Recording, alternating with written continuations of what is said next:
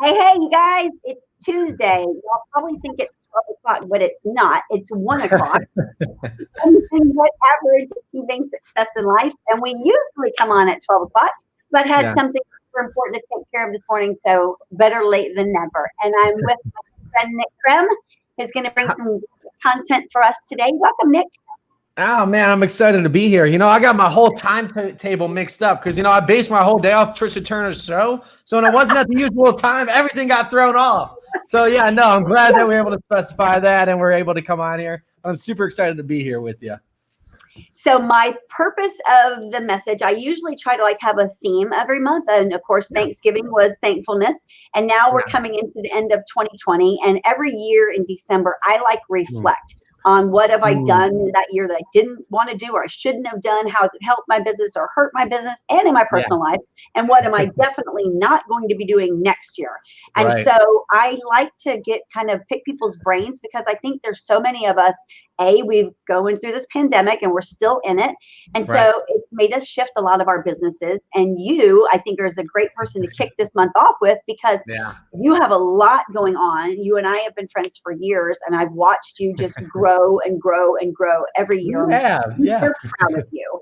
And so I want you to share with everybody, what are you reflecting on for 2020?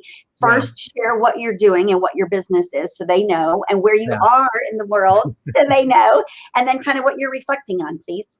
Yeah, Tricia, now that you mentioned it, me and you go back probably more than almost any, for myself personally, almost more than anyone in the real estate industry, just from the appointments today days, we were on the phone all the time then, and then we just kept making the transition. So that was, that's funny you bring that up. I'm like, I have known Tricia almost more than anybody else in the real estate industry and had a continual relationship with too, And it's just grown and grown and grown and morphed into different things, Yeah, no, it really has. And that's what's amazing about it. But, when you're talking about reflection of 2020, and you were actually part of this through the big pivot and the big shift of, right when COVID, and of course, I almost think of 2020 starting then because the months, what was there, 2 months before then, 3 months before then, and then it hit and then everything went into pandemonium from there, right?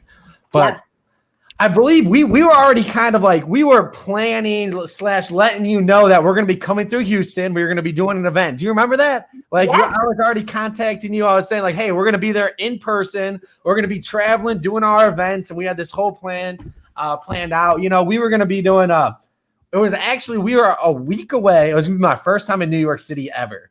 I was a week away from doing 4 events in 4 days in New York City. We're going to do one in Manhattan, one in Brooklyn, one in the Bronx, and then one in, Long Island. So we're going to do 4 events in 4 days. We're going to go to New Jersey. We're going to go to North Carolina. And we were literally going to do a tour of the country. Right. Yes. And first ever. Yeah, a whole tour of the country, and just be knocking out events after events. We're going to be putting 2 days in between events, and if we're in one city, we're going to be doing multiple events. So we had a huge thing planned out. Literally overnight, every single event got canceled, right?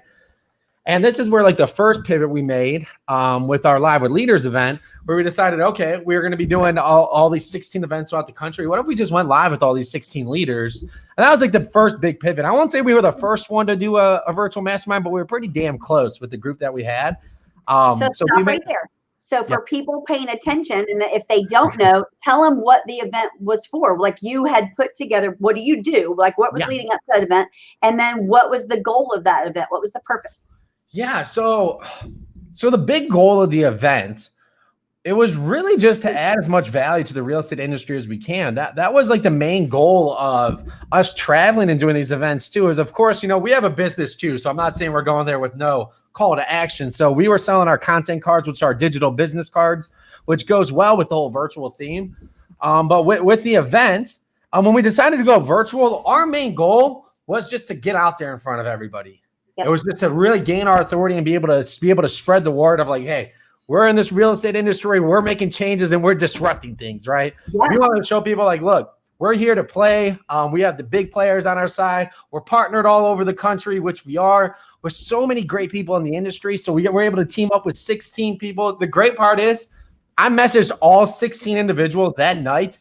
Every single one of you, Tricia was included in this event, so you guys know. All 16 people that night said, yes, I'm in. Let's do this. Let's go. 16 for 16. I thought that was really cool. Yeah, and I remember because we were all like, how are you going to pull this off? And you were like, don't worry about that. We'll figure that out. Right. I was like, because honestly, I didn't know yet either. So I was just like, don't worry about it. I'm still figuring it out. But, but that was the thing, we've never put on a virtual event of this standard before, right? So like what we were doing before this, and this was even before I started my own business, is we would help like Jay, Mike Reese, all those guys with their in-person events, like with the emails, with the ads, with the graphics. And, so we had a pretty good system for how to do these events. Yep. And that's actually what we were going to be doing with people when we traveled the country, is we were going to be hosting the events, like showing people how to do the process. And that was in it for like each person. So we were just like, what if we just do this same process, but do it virtually so we can reach way more people? And so when was our first one? Was it March? I think it was March. It was somewhere in March is when we did it. Yeah, I think it was like the end of March. Right when that stupid COVID reared its ugly head. Yeah, right. Right when it happened. So it took us about 4 weeks to get it done. We had 16 speakers from across the country, 16 sponsors from across the country, all on the same live. It went over 9 hours. And the amazing part is the average watch time was 5.5 hours. That's insane. Just think about that. The average person had that event on for 5.5 hours. We had over 10,000 people tune in live, and it was just such a great turnout. I got to give credit to the people that were on it. Of course we put it together, but if the content and the value that you guys brought wasn't great, average watch time would have went way down. But you guys brought yeah.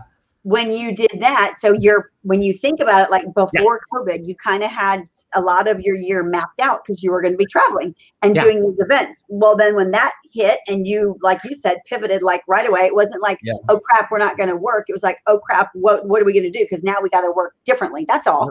And so you figured it out. So then that was the first one, and that was such a huge success. Then what have you continued to do?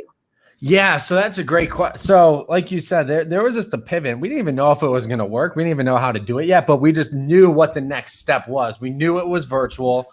And what we found out was like the presentation and everything, all that hard work that we compiled to make that event happen, we figured out a way to systematize it and continue to reproduce it. So from there, we were able to host, I think, 4 or 5 more of those same virtual event types, maybe even like 5 or 6 more of those virtual event types, but also be able to turn that into like mini shows for each individual agent. So now we're able to take that same concept of like the intro, the overlay, StreamYard, like being able to do it all these places and help people go and like do this for their own purposes. And we've really just taken the whole virtual identity by storm of figuring out ways of how can we take as much of this off agents' plates so they can still do what they're best at, which is staying in front of people and still doing like Zooms and virtual things. But really we made that transition of realizing that virtual is the future. A lot of companies knew that virtual was coming and they were making a slow transition and they were like, oh, in 4 or 5 years it was going to happen. COVID hit. Everybody was forced to like fast track it from 5 years to 2 months. Right. And so if I'm understanding this correctly and interpreting this right, COVID was kind of like a blessing in disguise for you because look what it's done to your business. Yeah, it was a blessing in disguise. And I will say this business wise, I do want to make that clear for everybody out there. For business wise, it was a blessing in disguise. And I think it also was for a lot of companies out there too.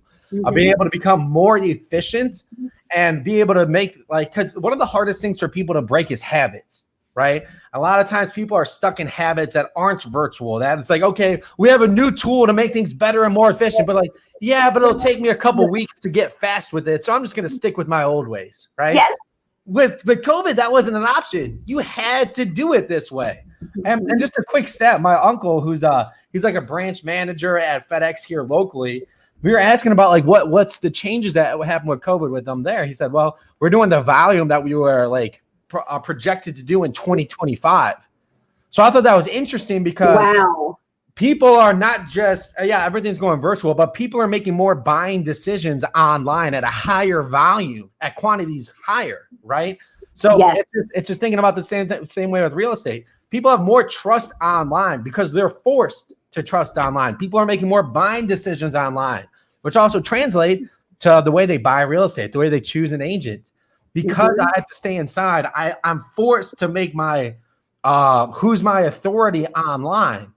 So it's so that's when we realize it's like, well, what are agents doing online to really make themselves an authority? Like, people might sell more homes and be more of an authority, but if I don't see that, then you're not an authority in my eyes. I can have a know nothing new agent who posts a bunch of videos who looks great, and I'll be like, oh, that's an authority figure. Yeah. And so before COVID, when you had your goals and this year mapped out for you, and then it changed dramatically. If I'm thinking about it, it's like, okay, if you were going to go do all those live events, that's really time consuming. You're traveling. It's expensive, of course, and you got to incur some of those costs naturally. And there's a lot of planning. So now with you doing pretty much most of your business virtually, what has that done to your business? And how has it been harder to pivot, or have you found it easy? What's your thoughts? I think it was similar to us, almost to everybody. It was harder and more difficult at first, but once you can pivot your mind to it and start thinking differently, it became so much more simple. And even when you think about it, when you talking about it now, I'm thinking back to what my mindset was pre-COVID, and I'm like, man, I was going to do things the hard way. Go all these places, spend all this money, do these things, basically pay brick and mortar, pay to be in buildings, pay to be in a hotel. Oh, yeah. And my new motto is, if I can't do it from a beach, I'm not doing it. I love that. So now if I can't do it from a beach somewhere on my laptop, help people grow their business, run my systems, run my business from there, I'm not doing it, because I know that I'm not thinking right. And there's always a better way, and there's a more efficient way. So now we just realized everything can be done virtually. Everything can be done if you have the right people and you have the right process, you can do it virtually. And when this whole pandemic thing first came about, no one knew what to expect, because it's never happened before. But then it was like, okay, maybe it's just going to be like a few months, and then we're going to go back to normal. And then it kept being like longer. Now it's freaking December, and some people are still shutting down. They're like, yeah, it's March. And so you're hearing companies that are like, you know what? We don't know if we're ever going back to our office. We don't really know what we're going to do. We know our whole business model is changing. What do you think 2021 is going to look like for your kind of business, for other types of businesses, and what's your thought process there? Well, it's funny, because I'm going to bring this back to, I remember I was sitting at this table. It's funny. I always bring up this Key West mastermind, but I sat at this table with this really high class group of individuals that were talking about, well, there's one simple question that this one individual asked. We went around the table. He's like, where do you do your best thinking at? Everybody went around the table. Someone's like, oh, on my runs, at my home office, when I'm on the treadmill, when I'm here. And then at the end of it, he's like, did you realize not one person here said in the office? Not one individual, all these people who do so much amazing things, who get so much done, not one person said they do their best thinking in the office. So it's like, so why are we telling people to spend all your time, energy, efforts in the office if not one of us does our best thinking there? So what I'm thinking is going to happen is, a lot of people are going to start realizing, like, hey, if I don't have to pay for this whole office space, not even just the space, then even like the water, like everything that goes with it, then why are we going to do it? If we can get the same work done. Now, I've been talking to a lot of other people in just other lines of industry too. They're like, man, I love working from home more. I can get more done. There's less distractions. Less gas money going in. Like, I feel like morality is higher between the people. And guess what? Once it lifts, whatever the heck happens with it, people can still go out to eat and drink with their coworkers, which is really weird, where the like the culture and stuff is driven in the office. Yeah, but the big culture and the big connections are made when you go to lunch, when you go out for drinks with the employees, right? So I still think that's where you can still have that connection, but people will be better off working from home. And I mean, I'm looking at all these buildings, because we have a place downtown here. I'm looking at these buildings constantly. I'm like, those are going to turn into residential, is my thought. Isn't that crazy? I think it's going to be, go ahead. You know how Michael Reese is such a problem solver, and he's so deep, and I think about this often. When I met with him and Jay, it was in August or September of 2018. I went there to meet with them. And I went into their work building, and it was a shared workspace. And I walked in, and the first floor, it was a big office building. First floor was a reception area, and there were stairs everywhere. It was like a really cool environment. And so I went up the stairs where they were, and there was like all these offices up there. Some of them had glass doors, and there was booths, there was tables, there was computers everywhere. And I was like, and there was different companies. Redfin was up there. I can't remember. There was like big companies. There was a lot of them. And we met at a booth. And they had rented this booth for our conversation. And then when we moved out of the booth and we went over to a conference room, they had rented that too. And so when I was leaving, I was there for about 4 hours that day. And when I was leaving, Michael walked me downstairs and we were talking, and he was like, this is the way of the future. And I was like, what are you talking about? And he's like, that brick and mortar thing is going to go away, because I have a brick and mortar, right? And I was like, you think so? And he goes, look, Dallas is ahead of people. He goes, what we have here, that shared workspace, he goes, I see it coming. I see it's going to be the way of the future. He goes, nobody wants to pay these big exorbitant amounts of rent. But when you've got a shared workspace and all these other companies, we're all like partners in this building. We all are paying one receptionist. We're all paying for one coffee area. We're all paying for one bit of supplies. We're all contributing. And I told him, I was like, that'd be a really cool concept. I'm not seeing it yet in Houston. And I'm not per se yet here. It probably is. But oh my gosh, that is such a cool concept, especially now, because like your industry and what you do and creating content and helping people grow their business, you can do, and I believe most businesses you can do from anywhere, but there's still that small percentage of people that they really feel like they have to come into the office, And for me, it's like, I want to be able to give people both, but I don't want to pay this huge monthly rent, Right. So I'm like, I want to find people that want to partner up in other industries or companies, whatever, and let's do it together. Yeah. No, you're 100% right. And I think it is, like you said, it is a combination of both, right? Because some people do feel that need to come into the office and still have that environment. And I know that's why some people are like, I can go into work twice a week and then I work from home the rest. Or like they have like different schedules and different things set up. But I just see it happening where businesses are always looking for ways to become more efficient, to cut their overhead, right? Yes. And to really figure out how can I be more efficient with the same amount of people. So I think that's why what this forced people to do, it forced companies to take their 5-year plan and do it in a couple months. How much more efficiently, how much more technology can we get in? How many more systems can we bring online? The companies, here's the thing. The companies were ready, the people weren't. The people weren't ready to make that huge shift because, you can't teach an old dog new tricks is like an old saying, right? And when somebody's been doing the same system for so long, when you tell them like, hey, now you got a virtual contract, right? Let's think real estate. When you had a virtual contract, you're like, why would I do it virtual? You get pushback. I don't have to do this, yada, yada, yada. But then you realize, wait, I don't have to have everybody in the same room. I don't have to have all these things happen. I can really just do it from wherever. Now people were forced to do virtual contracts in a bunch of places. And then they started to realize like, hey, this isn't so bad. This is easier than maybe doing it in person. So I really think a lot of the things that have been happening during COVID for businesses, it was for some businesses, it was a blessing in disguise because they made some of the employees and people who have been doing things a certain way for so long realize that there's a better way. Realize that technology isn't there to hurt you. A lot of times it's putting technology in the hands of realtors to make their job easier. We're not trying to replace the realtor. It's what can I do to make your job easier? Well, and if you look back like over the history of time when like disruptions happen, like think about even Amazon, when Amazon like broke through and they were like this online store, first they were this bookstore and then they blew up. Now they're like in every industry. But you know what? For years, people were like, and I heard it from like my own dad, where he was like, I can't believe you buy stuff from Amazon. You're putting the little people out of business. And I was like, look, I can't help the little people. I mean, here's the deal. Convenience. People are going to pay for convenience all day long. And that was years ago. And so when you look at like disruption, it doesn't ever go back to the way it was. It's not like Amazon is like, that kind of didn't work. We're going to go out of business. No, they've like blown up. Just like virtual stuff is now, where people were like, we're not going to continue meeting on Zoom. You know what? They're more and more and more. Yes, you are. Yeah.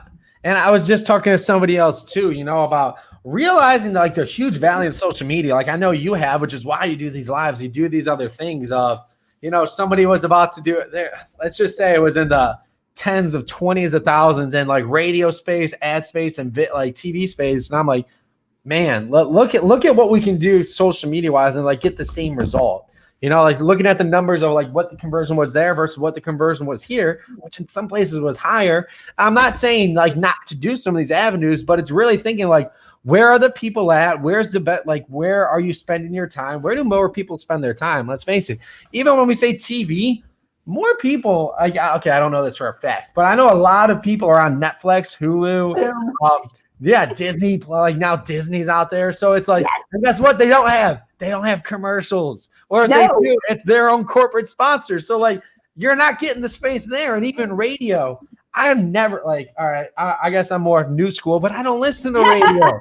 I got my phone. I got my Apple Music. I got all of that. Guess what? I don't have that radio space. So I'm not saying that stuff doesn't work, but there's a newer, more efficient way to do it. And that's through Facebook, Instagram, YouTube, podcasting, emails, LinkedIn. Like there's all these avenues here at our fingertips that more people spend their time on. And it's just, again, what's the next way? And I really think creating content, being on every platform, and it's basically creating your own TV show. That's what we have right here, Tricia. It's our own TV show. Yeah. And like what you're saying about radio used to be such a big thing for advertising. And like you said too, I agree. Some avenues of radio are still listened to, but for the most part, like when I'm in my car, if I'm not on my phone, which I am most of the time making a call, I'm listening to some content. I'm listening to a podcast. I'm listening to something on YouTube. It's something to grow my brain. It very rarely is it. I don't think it's ever the radio, because then if it's not content that helped me grow, it's music that I have downloaded. On your phone. So there's some commercials there. And you know why? It's because of convenience. Because I want to listen to the song I want to listen to when I want to listen to it, without the ads, without any of that. So that's what people like. You broke it down perfectly. Why is the internet so great? Why is Netflix so great? Why are some of these apps so great? Let's look at Uber. What did Uber do? They made it easier to get a ride anywhere you want, and they made their app the easiest to use. What do you do when you go to Uber? I type in an address and I hit send. I'm done. Where do I want to go? I want to go here. They already had my pinpoint, like my location pinpointed. I literally type in the address. I want to go to Tricia Turner's office. Go. And and I got a car picking me up, right? What do I do on Netflix? I want to watch this show. I type it in, boom, it finds it. I watch it. Like, that's why people will pay for the experience. People will pay for it to be easy. You know what? I actually read a report this morning that it said people in the age group that you're in, they're looking to move inner cities. They want to be close to where the hustle and bustle of the city is. And then when you track the buying patterns, you're finding less cars purchased. You're finding that's where Uber is highest usage is. And everyone's searching by walkability factors. They want to be able to walk to the bar. They want to be able to walk to the restaurant. They want to be able to walk their kids to school. They want to be able to walk to the store, walk to the gym. They don't want to get in their freaking car. They want to Uber somewhere a little bit further, and that's it. And that's so crazy. I just read that this morning, and you're agreeing with that. You're like, yep. Oh, 100%. Like if you see like where I'm at right now, I'm in Cleveland. I'm at smack dab the dead center of Cleveland, because I can walk to the Flats in 3 minutes. I can walk to East 9th in 2 minutes. I can walk, basically, if you name a place in Cleveland, I can walk there in under 10 minutes. And that's exactly why you pay extra for that convenience because of where you live. 100%. Yeah, I 100% do. No, it did not matter whatsoever. We paid extra for the view that we have here, which is actually great with the Christmas lights that are out here, because they have the whole lighting. Great view of that. But yes, we paid more for the convenience of it being downtown. One, for the view. Obviously, like the view is always big whenever you get somewhere downtown. But also because of the convenience. Because like when I say smack dab in the center, if you look Cleveland up and you just point like, oh, that's the center, that's probably right where I'm at. And that's why we wanted it. We didn't want to be on one side, the other side. We wanted to be able to walk anywhere and go anywhere at any time and not have to take the car out whenever we do it. No. So now, because, and again, I think I agree with what you said, where COVID has actually like fast forwarded so many things in our personal lives and in our business lives. And we're just doing things differently now.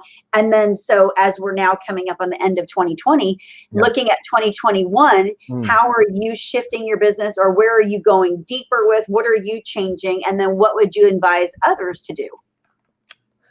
We're doubling down. We're doubling down with our efforts.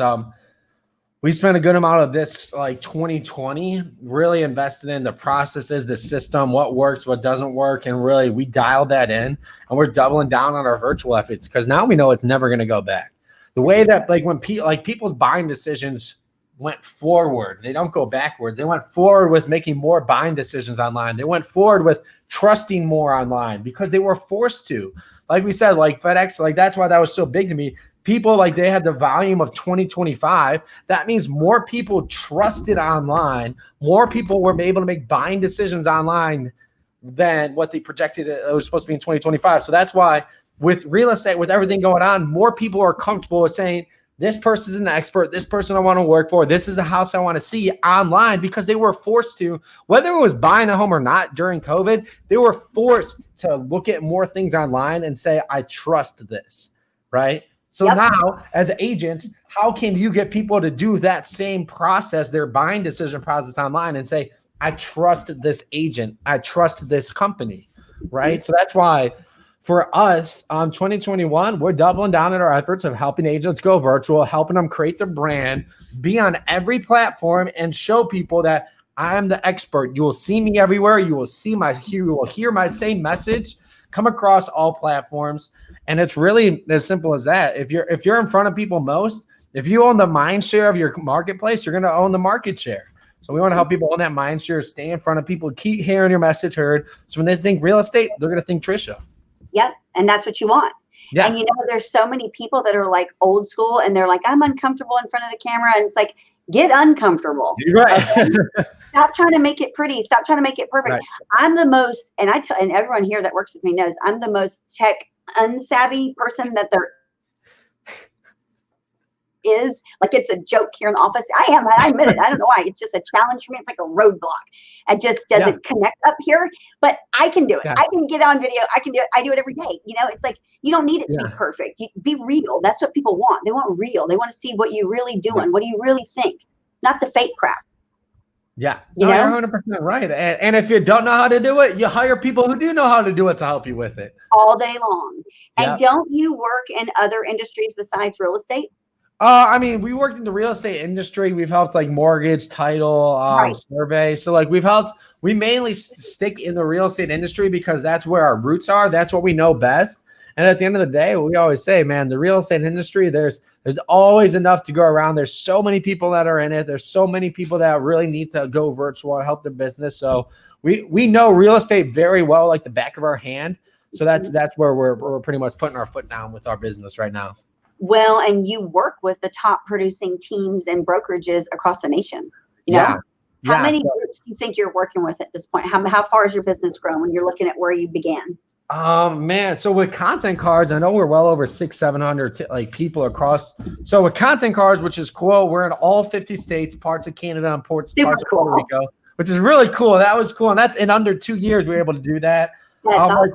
So now we have our creme branding, which we have like Instagram, creme content, and everything that we're doing. I love that. Yeah, Instagram. Yeah, that's that. I don't know. I don't know how we call it. It was just like it just worked. Man, we're definitely over 50, maybe 75 people that we're working with hands-on with their content and repurposing it all over. And again, like you said, a lot of these are big-time agents, big-time brands, and everywhere from the very top to the very bottom of people who just want to get started. That's what's great about, like, I know you know this. What's great about a system and a process is you can plug people into it and it works just the same.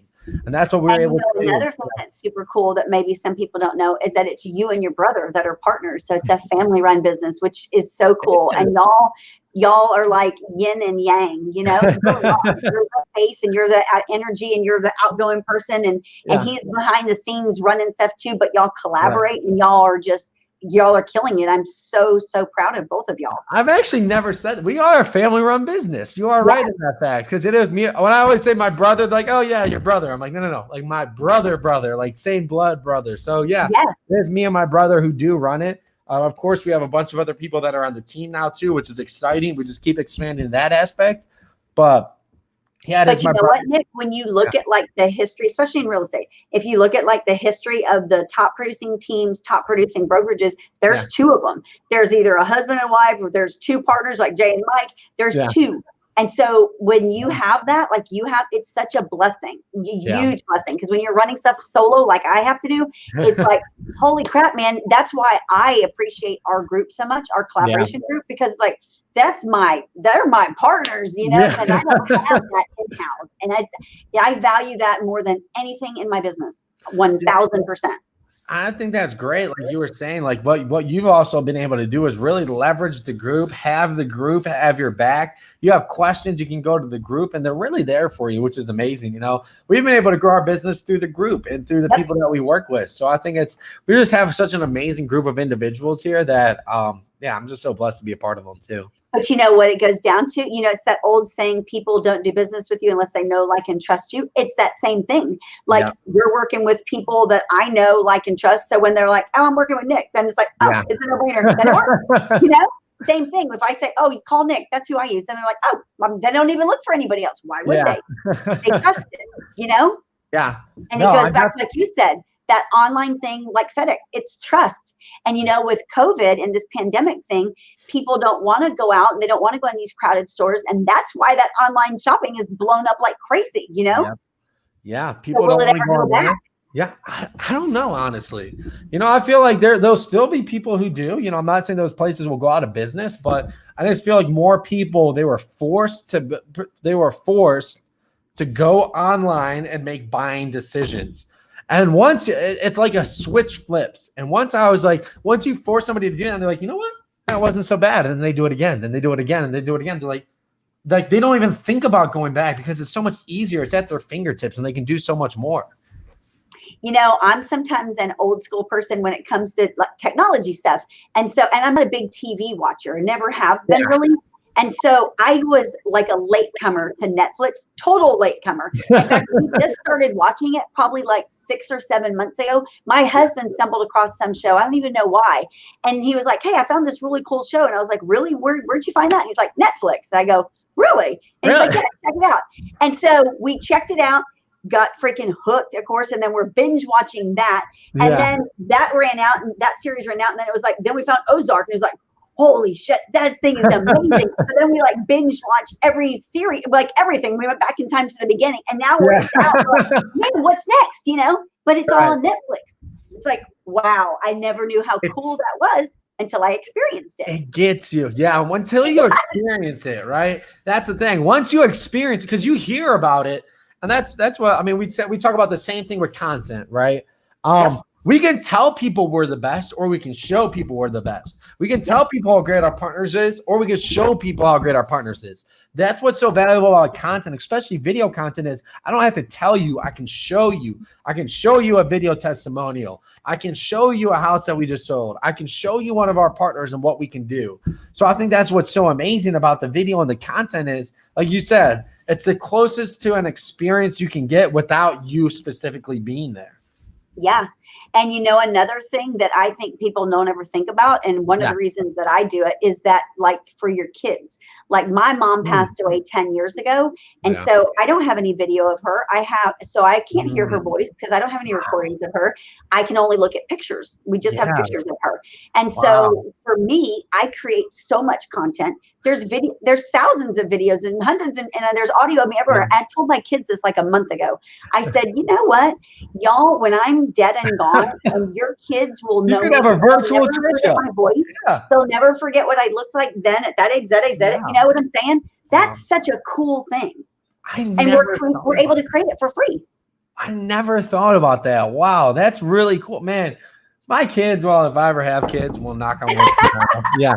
They're going to have so much content of mine. They're going to be like, if they ever can create like a virtual person or an AI, they'll have like an exact replica of me with all the content that we have. And on top of that too, there's a saying that somebody brought up too. They said, what was it? The grave is filled with unwritten books. So I think that is going to change a little bit. And now it's going to be the graveyard's filled with untold stories. Because through social media and through videos, now you can tell your life story. You can tell your story. You can help other people tell theirs.